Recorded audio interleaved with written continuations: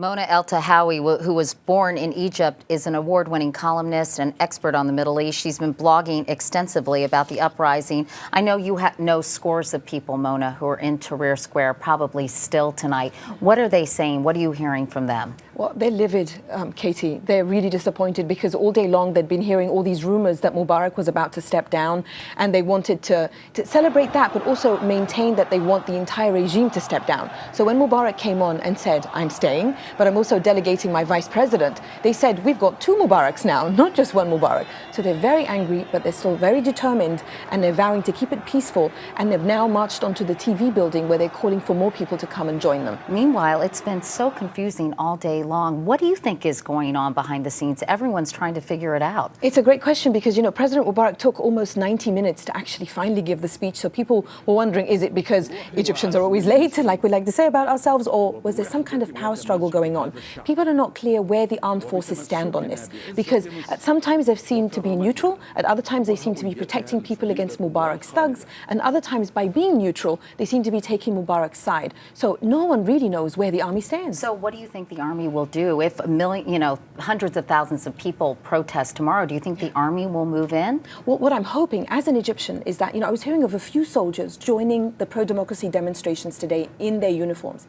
I'm hoping the armed forces recognizes that this is a time to choose Egypt and not the pride of one man and not a regime that has suffocated the country for 30 years. So when they see that determination, I'm hoping they say, Mubarak, it's time to go. We're taking the young people's side. But doesn't the army stand to lose everything if in fact Mubarak leaves the country? I mean, that's a big risk for the army, isn't it? The army, Mubarak is the army, Omar Suleiman is the army, the entire regime is the army. It's going to be a very difficult choice.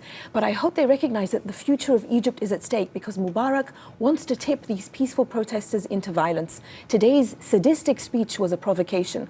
I'm hoping the armed forces recognizes that this is the country we're talking about. They can figure out the government and who's the transition, but just ensure that people's peaceful demands are met. Why would he want violence? So he can be the hero by quelling it? Absolutely. We've seen 17 days of this beautiful, peaceful pro-democracy demonstration saying we want freedom and dignity and enough of dictatorship.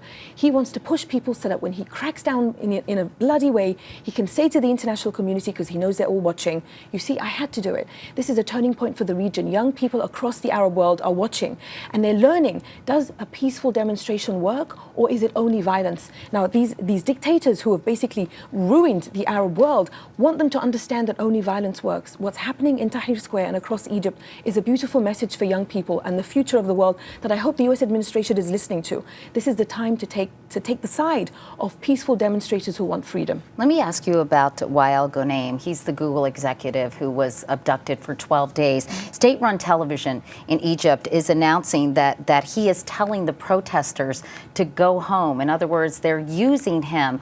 What is the real story behind that? This is all part of this great big state-run propaganda that for days has tried to portray the pro-democracy demonstrators as foreign agents from the US and from Israel. And today we heard that in Omar Suleiman's speech. This is the vice president that no one in Egypt wants. The US administration must know Egyptians do not want Omar Suleiman. And he was saying, don't listen to satellite channels. So this is all part of this scheme to discredit the demonstrators. So what they did was they used this man who's incredibly popular, who's become the youth figurehead, and they made it seem like he's calling on people to go home.